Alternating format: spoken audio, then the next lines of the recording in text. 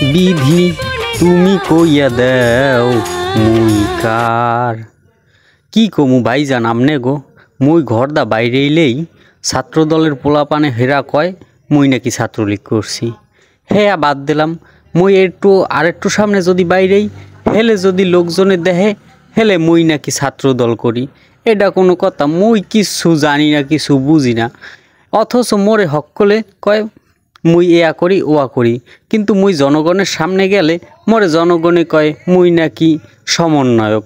হ্যাঁ সমন্বয়ক করে মোরে গালিগালাজ করে, মুই নাকি কি কি করছি কি কি করি নেই এইয়া কইয়া খালি গালিগালাজ করে।